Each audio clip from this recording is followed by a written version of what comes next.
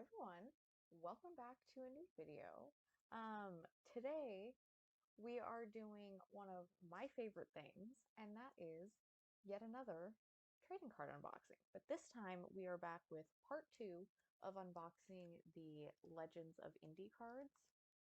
I have 4 packs here. I'm really hoping, I don't know if it's possible in 8 packs to do this because we didn't find one in the first set, but there's a signed Rick Mears somewhere, and I really want one. I feel like I've kind of struggled with IndyCar content and stuff, just with everything that's going on and what to do in the month of May. So I'm trying to keep it light. I'm trying to keep it fun. Um, we'll have this, and then we'll have the Indy 500 predictions later on. So I feel like we should just get into it, right? Um, Cross your fingers, cross your toes. Here we go. All right, so first pack.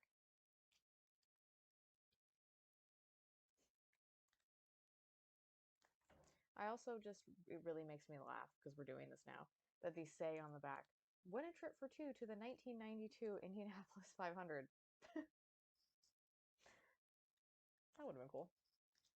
So these ones are like, the outer packaging is like this kind of like plasticky, like soft plastic, so they're really interesting to open. And by interesting, I mean a giant pain in the ass. Oh, that one actually looked kind of good. What? Oh, that was actually nice to open. All right, let's see.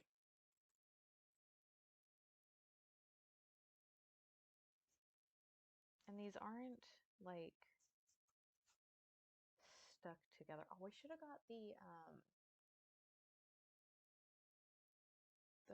first. Oh, actually, I did because I wanted to check for repeats, but I actually did a video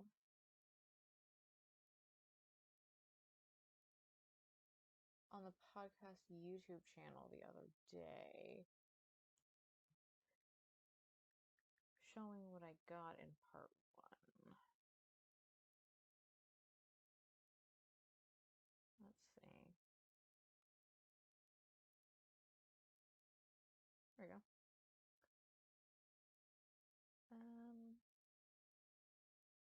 So let me go look at my own video for a second.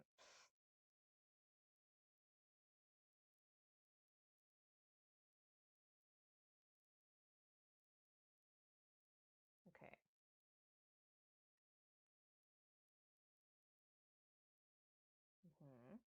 Good.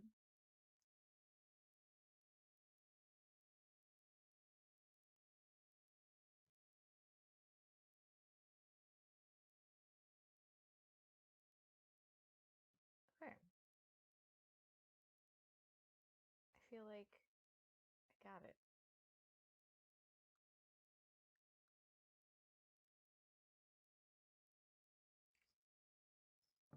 So,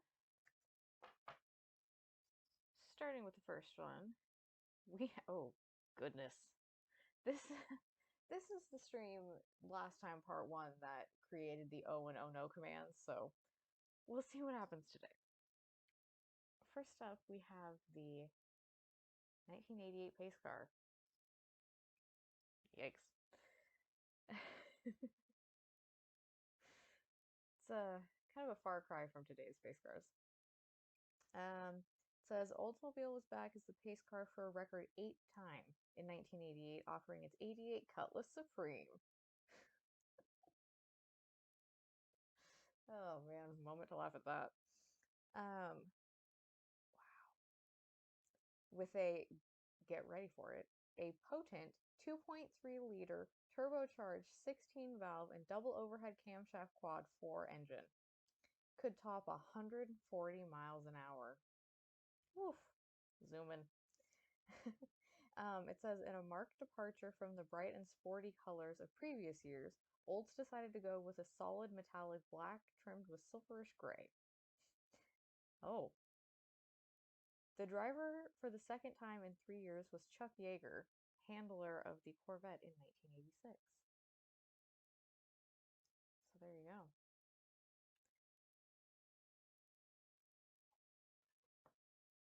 Okay, so some of these for sure we've seen before. Like this one. Oop. Oh. Whoopsies.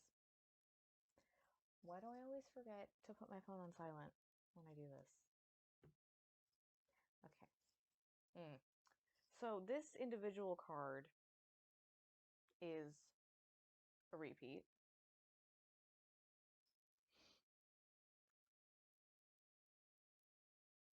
So I'm not going to spend too much time on the repeats, I don't think.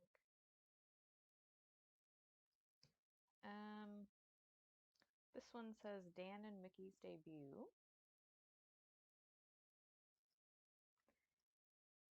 Oh, there's so much writing in here. It says, greatly inspired by Australian Jack Brabham's 9th place finish with a rear-engine British Cooper Climax in the 1961 500, American drag racer and world land speed record aspirant Mickey Thompson decided to build some cars for the 1962 race. He arrived with a 3-car team of rear-engine cars powered by V8 Buicks.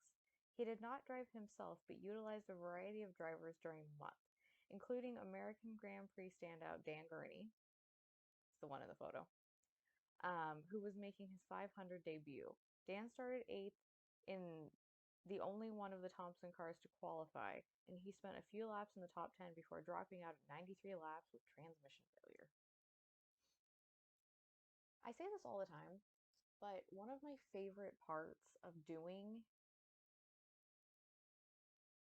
Oh no. Am I? Uh-oh. Let's see.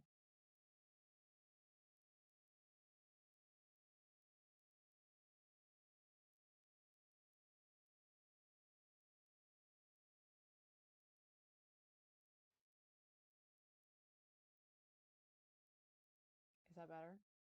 Is it worse? Is it the same? I've been having a weird audio issue for the past like 3 streams and I can't figure out why.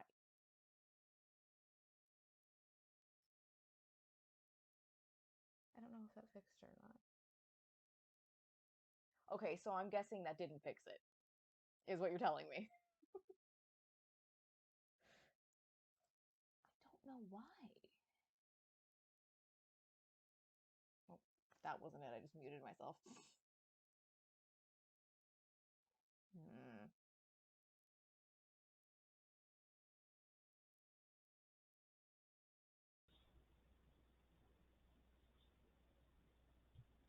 Did that fix it? Is that better? Or does it just sound like a tin can now?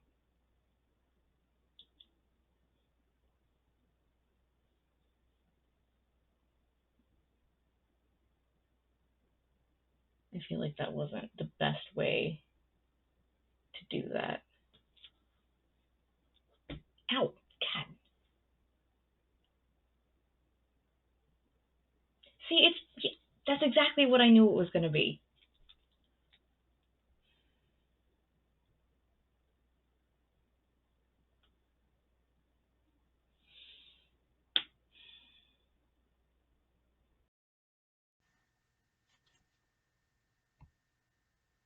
Okay, let's try this. Is this better?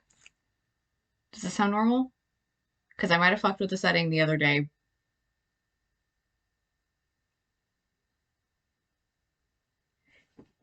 Yes! Oh, thank God. Okay. There we go. Yes. Okay, I'm super happy now because I couldn't figure out what it was. Something had changed. I did an update and it changed some of my settings and I couldn't figure out what they were. I am a very happy lady now. Okay. need to...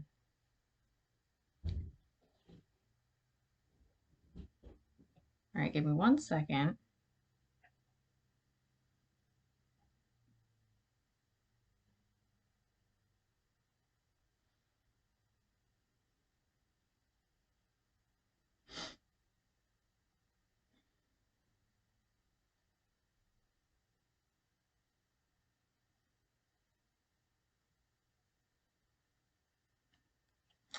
All right, let's go. Okay, so next card we have is Bernard Jourdain. I also fixed the angle on my camera when I do this. I found a little thing to put it up on so it doesn't look as dumb. I felt like it looked kind of dumb before. It says 1991 Indy 500, 18th place. Race laps completed 141 for dropping out with a gearbox issue. Starting position 21st, qualifying average 216.683, qualifying speed rank 25th, best practice speed 220.881, 1991 prize money $140,190. Career Indy 500 earnings 290,343. Career Indy 500 starts 2. Career best finish 9th in 1989.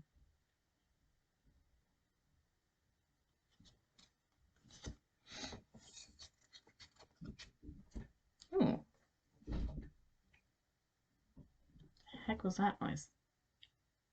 That's fine. Then we have Hero. It says another notable landmark was made on Saturday, May 18, 1991, when Hiro Matsushita became the first driver from Japan to qualify for an Indy 500.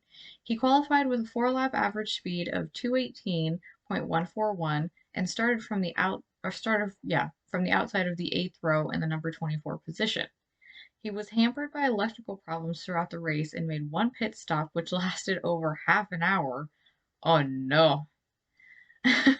While the battery spark box and plugs were changed. He was still in competition when the race ended, however, he was flagged off with 149 laps completed.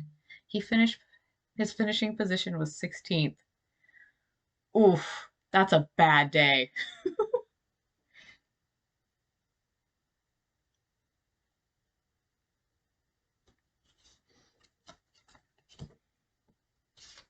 Oh, this is cool. I like this livery. It says Roberto Guerrero. That's a fun one. 1991 Indy 500, 30th place. Laps completed 23, dropped out due to accident. Starting position 28, qualifying average 214.027, qualifying speed rank 31st, best practice speed 216.941, 1991 prize money $125,203. Career Indy 500 earnings $1,114,464. That's crazy. Career Indy 500 starts 7. Career best finish 2nd in 1984 and 1987.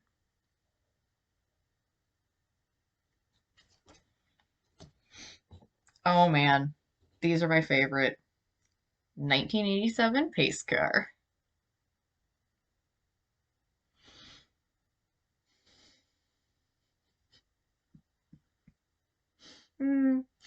Get like a mandatory 15 seconds just to laugh about it. It says with a Chrysler LeBaron pacing the 1987 Indy 500, it marked Chrysler's first appearance as a pace car by brand name since 1963. Oh man. It says this like the 1984 Pontiac Fiero. Oof. And the 1985 Oldsmobile Calais use a 4-cylinder engine, but while this one was only, oh, 2.2 liters. Its turbocharger made it capable of topping 150 miles an hour.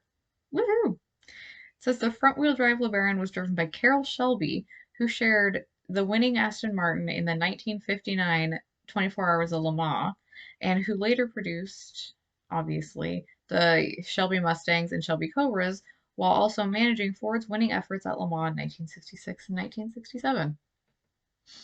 Wow. Carroll Shelby driving around in the LeBaron. That's an image. Ow. Yeah.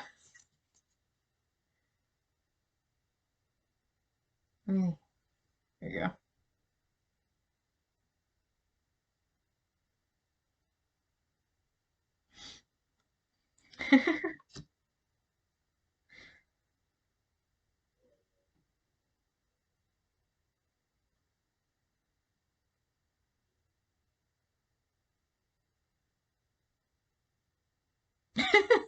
Exactly.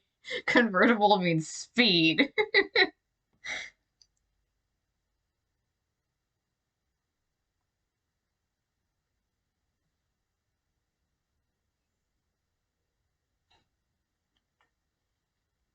All right, next up we have Jim Crawford. It's a nice livery. Quaker State Green. Um, so 1991 Indy 500, 26th place. Laps completed 40. Dropped out due to engine failure. Starting position 8th. Qualifying average 218.947. Qualifying speed rank 14th. Best practice speed 225.643. 1991 prize money $133,690. Career Indy 500 earnings 709,960. Career Indy 500 starts 6, and best career finish was 6th in 1988.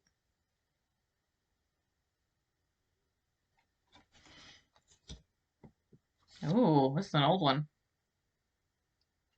Just says twin Porsche. It's kind of cool.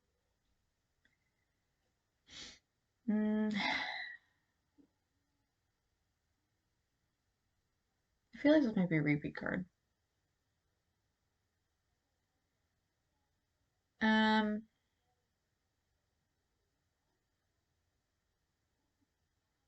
so as unusual as any car to ever appear at the Indianapolis Speedway was this creation in 1966.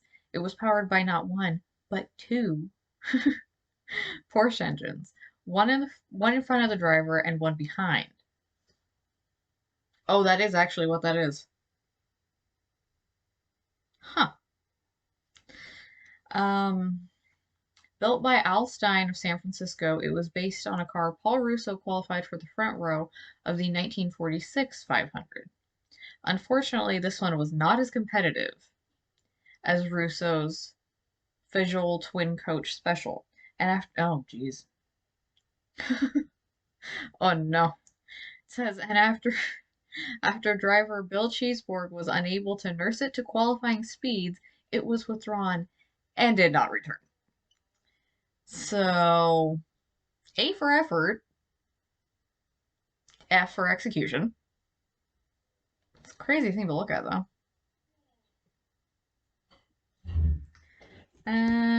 Okay, this one's definitely a repeat. This winning in a t-shirt one. So I'm just going to show it. Okay, and that is pack one. Not bad. Couple repeats. No signed Rick Mears. I don't know if we're going to get one, but I really, really want one.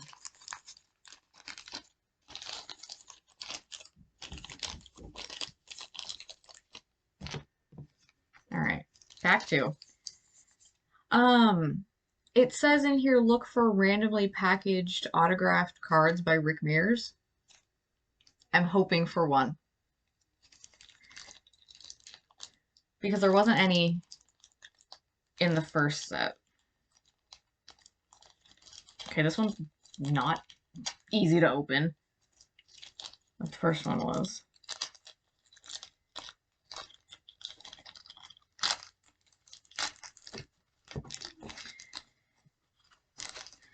Okay.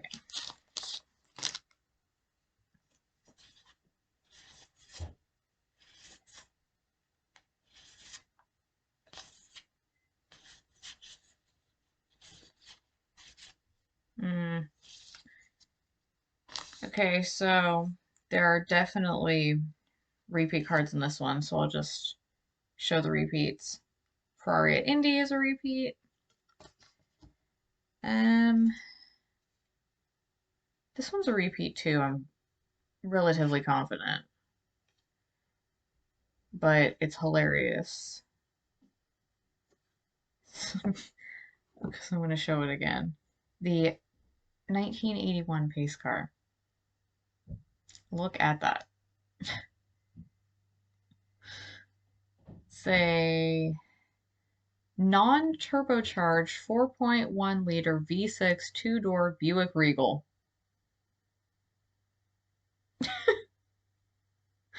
That's a hell of a sentence.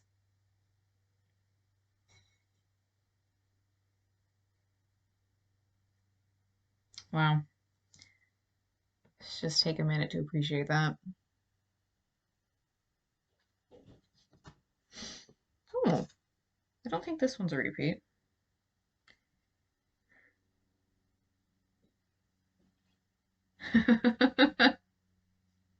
It's true. Then we have the 1980 pace car. We're just getting hit after hit with the cars. These are like my favorite ones. It says the pace car for the 1980 Indy 500 was this sleek, it does say sleek, white 1980 Pontiac Turbo Trans Am, driven by 1950 500 winner Johnny Parsons. This was only the second year for the pace car to be used once the starting procedure was already completed, it being utilized during caution periods for the purpose of regulating the speeds of the cars still on track in what became known as the pack-up rule. The 4.9 liter, wow, 4.9 liter V8 engine could produce 210 horsepower at 4,000 RPM. Hell yeah. It says, while the huge decal on the hood made the car most distinctive, this pace car was especially popular among the younger set who eagerly sought it in its plastic model form. Honestly, the Trans Am is still cool. I still dig it.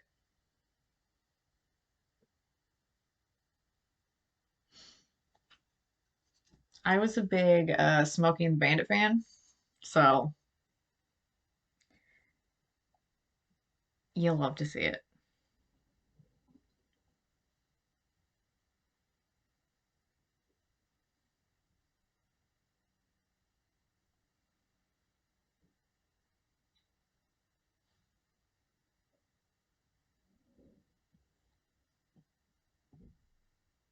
Um, yeah, this one's a repeat too. And you know what? It's not signed. It's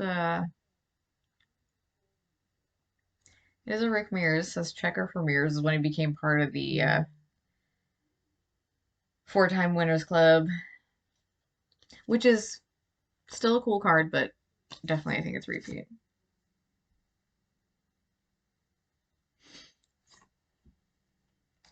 Oh, okay. Oh, I like this one.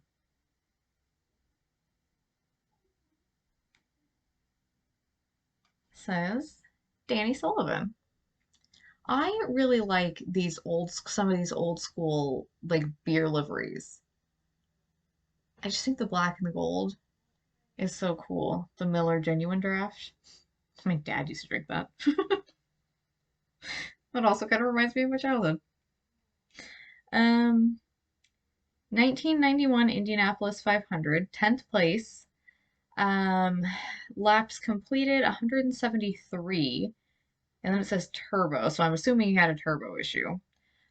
Starting position ninth, average qual or nope, Qualifying average 218.343. Qualifying speed rank 17th.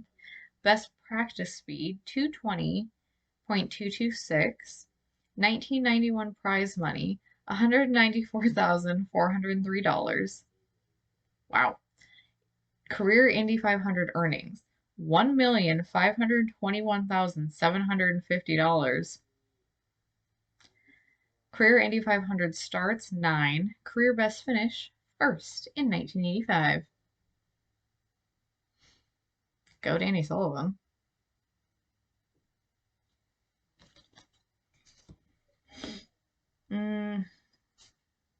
This one's definitely a repeat too. It's Allenser Jr.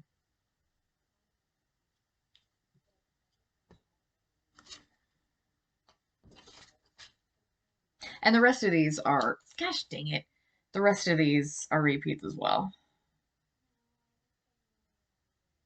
Randy Lewis, the 1963 front row. Gosh dang it. Sullivan Smoke, which I'm still super impressed by because look at that. Looks like a John Force burnout. And then Janet qualifies. Honestly, it's just the worst. Because then you know you're not getting like some of the things you wanted or the things you think you should be getting. But such is the life of opening trading cards.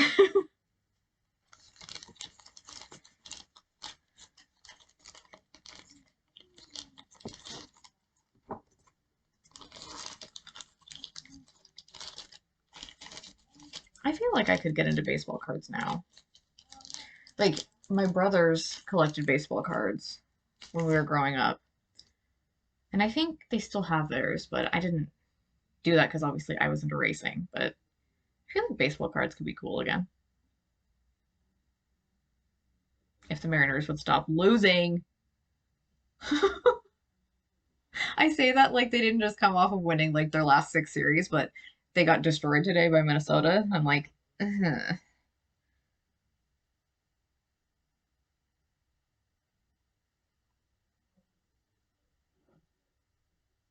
Oh god. Oh god.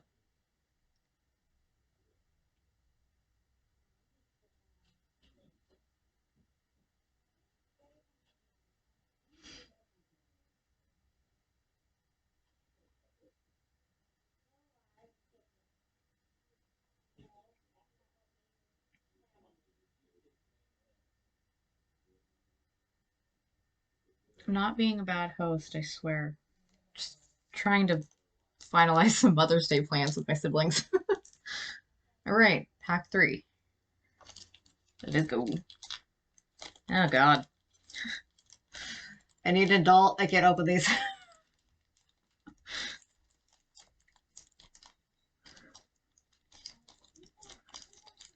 Say that like I'm not almost 30. So I would like an adulter adult, please. Who knows how to open things? Honestly, I blame the people who decided this like rubbery plastic was a good idea. What what decision was that? Ugh. Yeah, this pack is there's no saving that one. Um okay. Let's oop. Oh.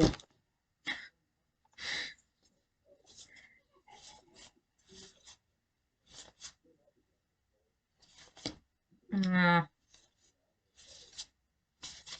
uh, okay. Tell me by my unhappy noises. There's some repeats. Stop me if you've seen this before. Um, or that one. This one's definitely a repeat from the first one.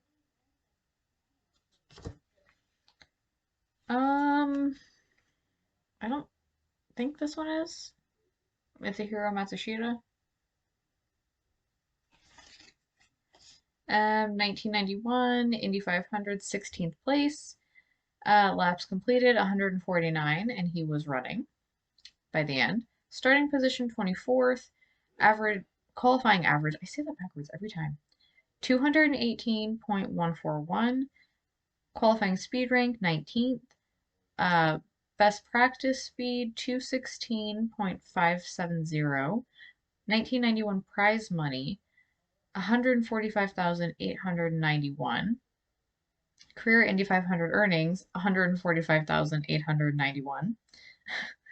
Career Indy 500 starts 1, which makes his best career finish 16th.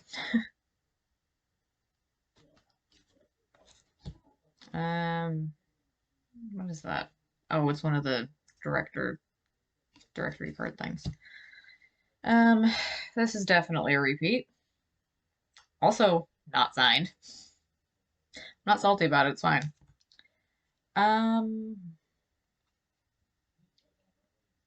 This one is Bobby Rahal. Says 1991 Indy 500, 19th place. Race laps completed 130. Dropped out due to an engine issue. Starting position 4th. Qualifying average 221.401. Qualifying speed rank 8th. Best practice speed 226.080. 1991 prize money $153,741. Career Indy 500 earnings. Wow. $1,762,000. Well, 463. That is impressive. Career Indy 500 starts 10. Career best finish. First, 1986.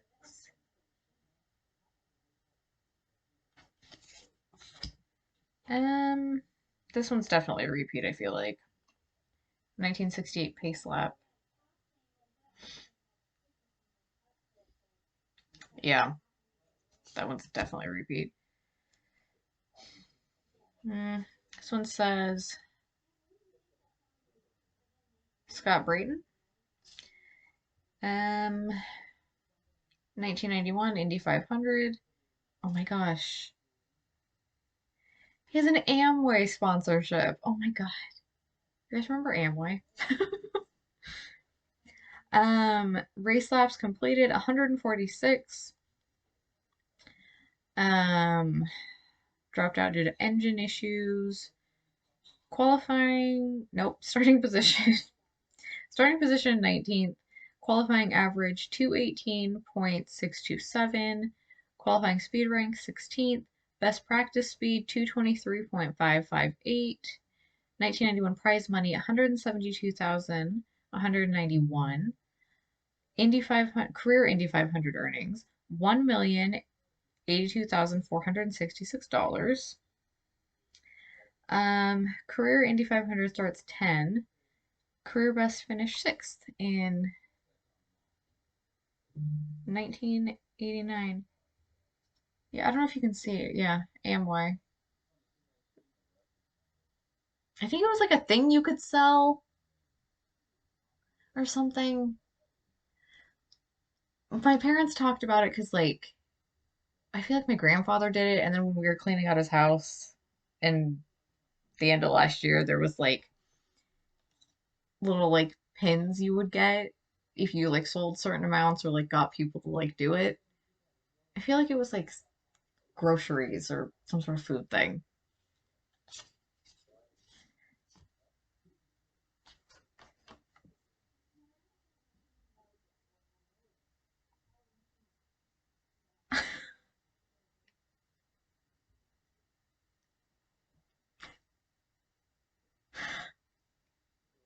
I'm sorry. To the person that just sent me the text message that just made me lose my mind, I'm gonna send you this clip because how dare you say that to me and make me read that on my show?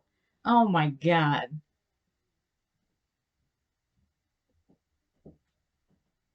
Yeah, Amway.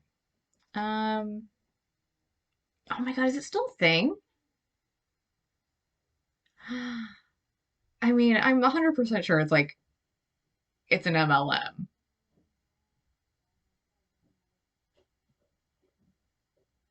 Yeah, it is. It's an MLM. Like, Of course, my grandfather would be involved in that. He was kind of that way.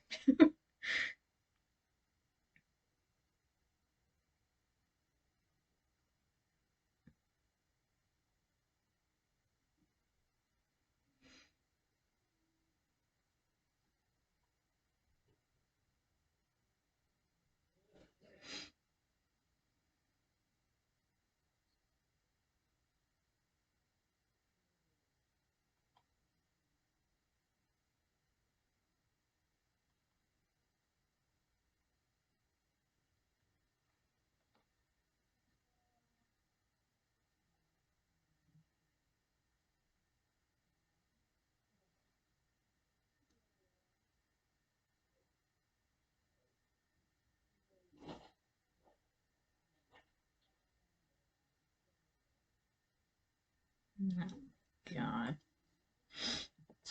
Oh, this is a fun one. Is Mario.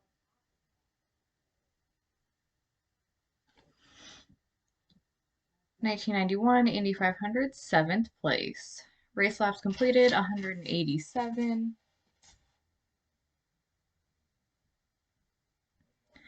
Dropped out due to engine. Starting position, third. Qualifying average, 221.818. Qualifying speed rank 7th. Best practice speed, 225.253. 1991 prize money, 203,478. Ooh, dang. Okay. So, obviously, it's Mario. So, career Indy 500 starts at this point with 26. Career Indy 500 earnings, 2,157,833. Let's go. And obviously, career best finish first, 1969.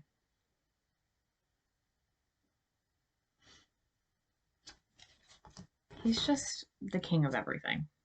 Love Mario.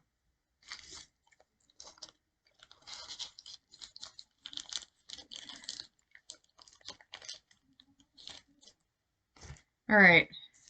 One last pack. I want a signed thing.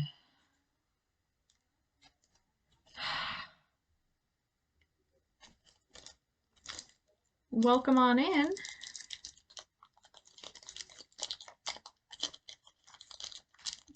Still can't open it.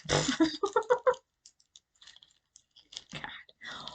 This one's really hard. Oh no.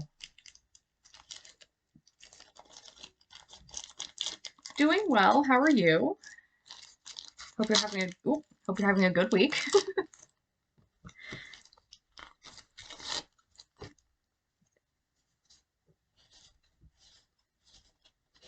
Okay, not stuck together. Good sign. Oh, first card we have Scott Pruitt. Hi to my family at home. Love Scott Pruitt. 1991 Indy 500, 12th place. Race laps completed, 166. Dropped out due to transmission. Starting position, 27th. Qualifying average, 214.814. Qualifying speed rank, 29th. Best practice speed, 217.412. 1991 prize money, $159,191. In career Indy 500 earnings, $300,244. Career Indy 500 starts 2, and career best finish 10th in 1989. There you go. Oh, this might be a whole new pack. Oh my god. All right, this one says race to the checker. If I go back and watch that video and it turns out that this is not that this one's a repeat, I'm gonna be so sad.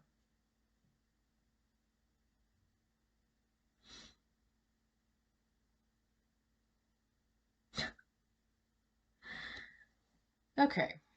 Says wait, how? It says this is first, second, and third with 2 laps to go. Where is their third? Is there a magical third car that's supposed to be in this photo? Um, with 2 laps to go in 1986, on the 187th lap, Bobby Rahal, who had been sandwiched between Rick Mears and Kevin Cogan, dived for the inside in turn 3 and grabbed the lead away from Mears. Cogan chased after him and within half a lap had passed both Mears and Rahal. Wow.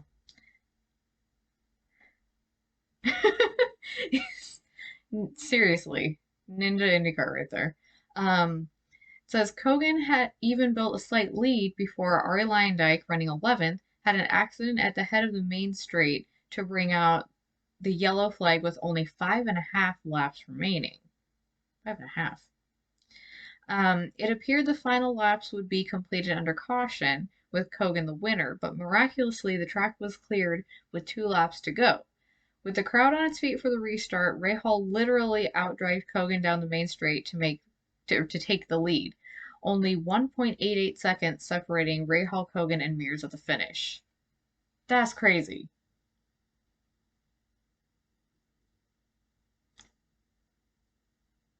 I know there's got to be video of that somewhere. I would like to watch that.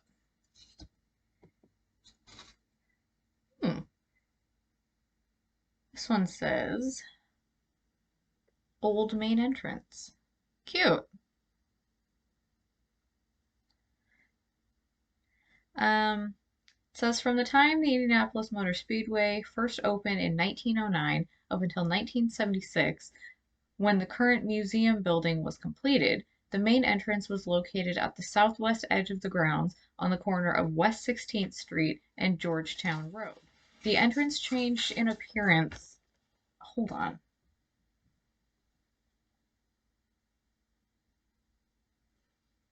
I am cat sitting and there's noise on the other side of the door. So I was trying to like kick the door. It sounds like someone's eating paper. Says the entrance changed in appearance several times over the years, but from 1956 till 1976 it was generally as pictured here. Even after the location had been changed and the familiar red 500 numbers had been removed, many of passing motorists would stop and pose for photographs in front of these gates, recognizing them and believing them still to represent the main entrance. Well, there you go. Fun facts. Oh, no.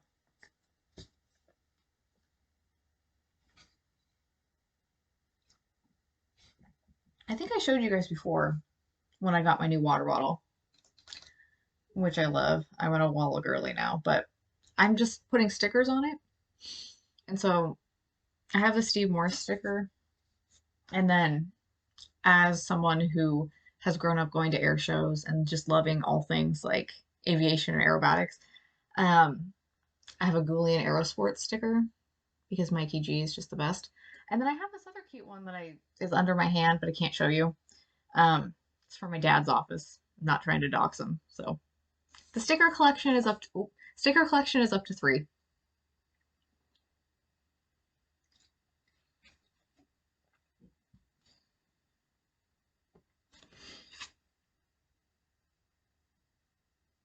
What in God's name is that?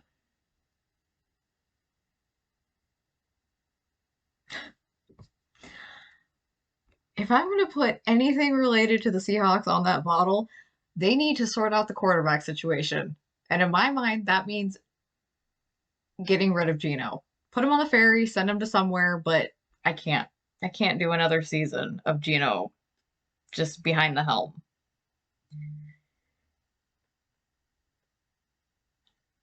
Like, I feel like I'm not okay. I'm not mad about their draft picks. I feel like they got some good guys, but you can only do so much. You could build a brick wall and Gino would still find a way to get sacked. Like, We need a quarterback. And like, I don't know. I mean, if they want to go after someone existing, I hope there's something because oof, it hurts. It hurts to watch.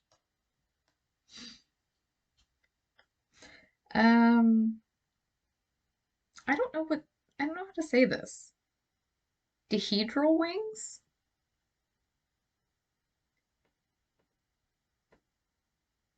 Well, here's the thing. Russell was going bad. I think being married to someone, no, it's okay. I think being married to someone who is like a minor celebrity kind of went to his head. And I think it took his focus away from football. And that's when he started to go bad. So getting rid of him was a good decision. I just, like, I'm not mad about that. And I guess I wasn't really watching like after COVID and during like the weird time because I was just like, like everybody else, life is falling apart. You have to try and like figure it out. So I wasn't really watching sports. So I didn't see like the season when everybody was like, oh my God, Gino's so great.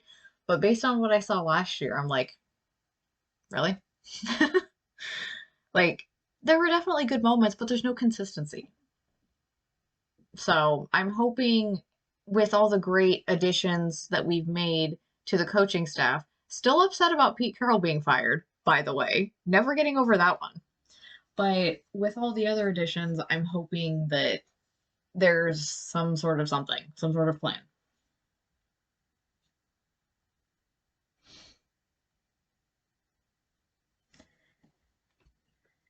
Um, oh yeah. It says all sorts of aerodynamic experiments were tried out in the early 1970s in an attempt to find more speed. Maurice Philippi, who designed the Wedge, shaped turbine-powered Lotus cars of 1968, briefly tried this innovation in 1972. Dying. Oh, pardon me.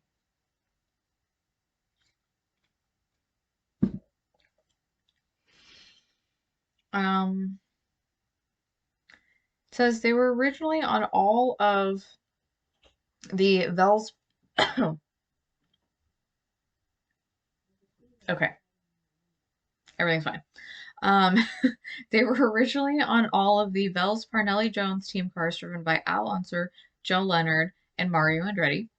He's the one in the photo, but they didn't last long.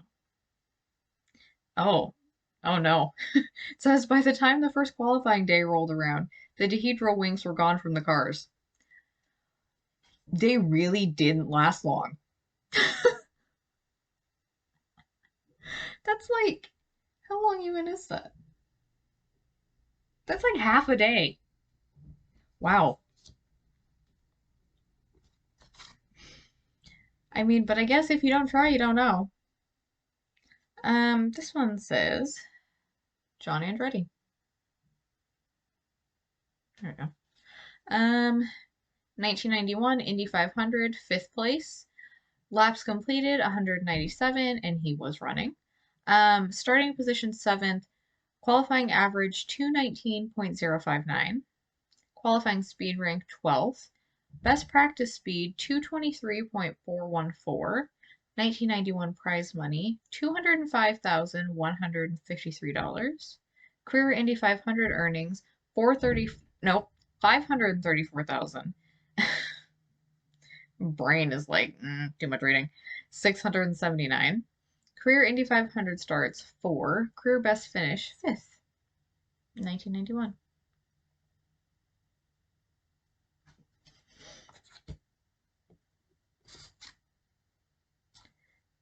Oh, all right. This one says Tony Bettenhausen.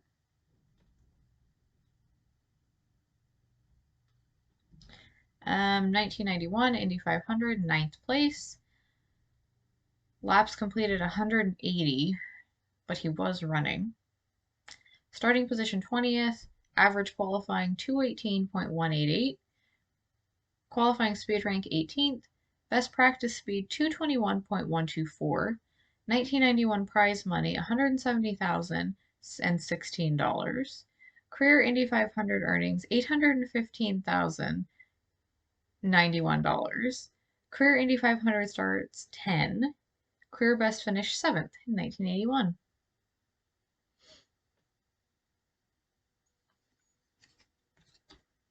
Ooh, okay. We have 1991 pace car.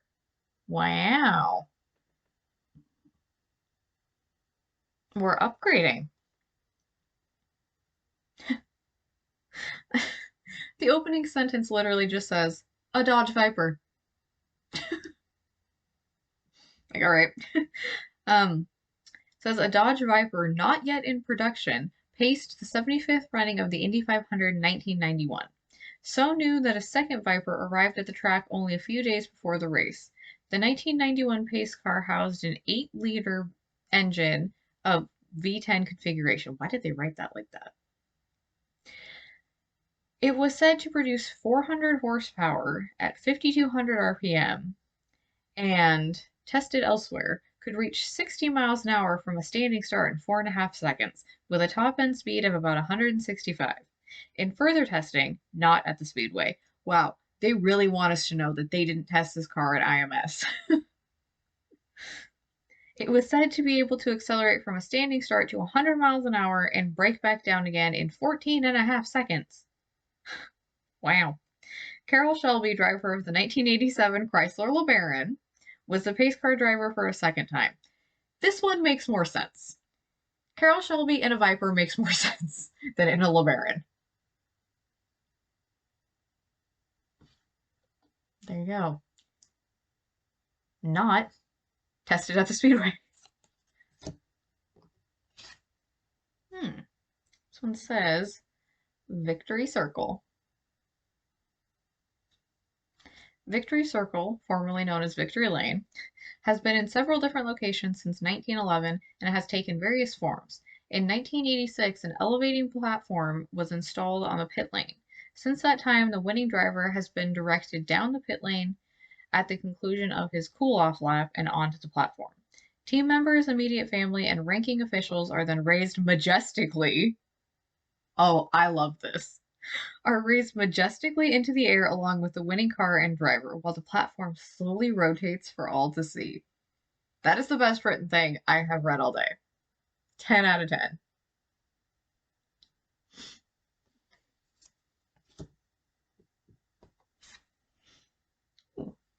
All right, this one says, second to last card, by the way.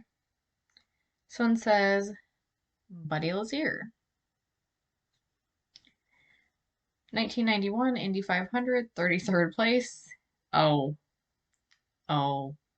Race laps completed, 1 accident damage. Oh no! Starting position 23rd, qualifying average 218.692, qualifying speed rank 15th, best practice speed 216.325, 1991 prize money $162,690, career Indy 500 earnings $162,690.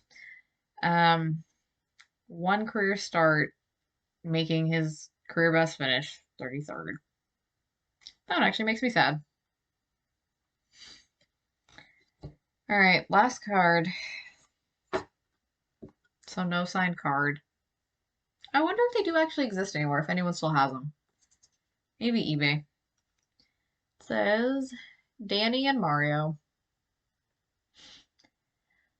It says, here is another view of the battle between Mario Andretti and Danny Sullivan in the 1985 500. As explained on the... Oh, I don't think I have that. On the Spin and Win card, number 48 from the Premier Edition. Yeah, I definitely don't have that. Sullivan had come from 9th place and a half-lap deficit to catch Mario on the 120th lap. He took the lead racing through turn 1 on the inside, but then promptly spun directly in front of Mario. Miraculously, they missed each other, stopped for fresh tires, and returned to the race. On the 140th lap, Danny tried his brave side-by-side move again, and this time was successful, passing Mario and proceeding on to the victory. Girl, what? That's insane. Is there video footage of that too? Because I would very much like to see that. That's wild. That's like an everything has to go right situation. That's crazy. Wow.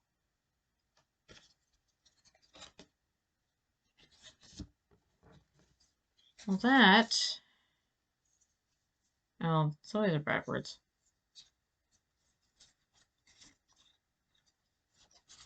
It's the last one. We made it.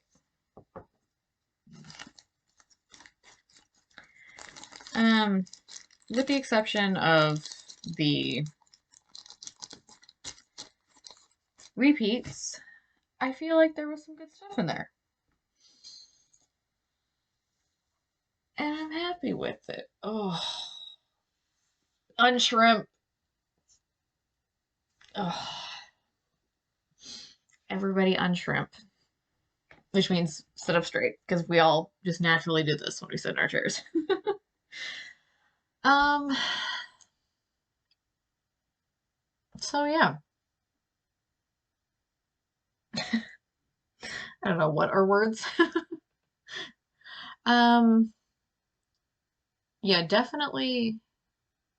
Um,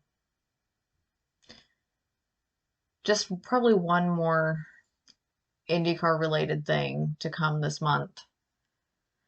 We'll do Indy 500 predictions because that is something Emu and I have on our predictions race. And that one is for you guys as well to do for the community one. But yeah, obviously they have to qualify before that happens. So I'll let you guys know. When do they actually? Let's find out.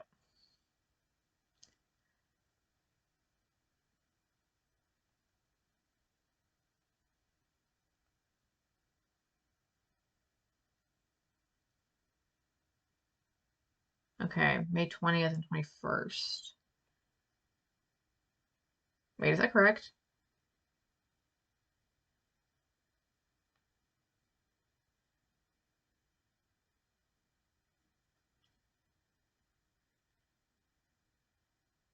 Oh my god, this article needs to chill out.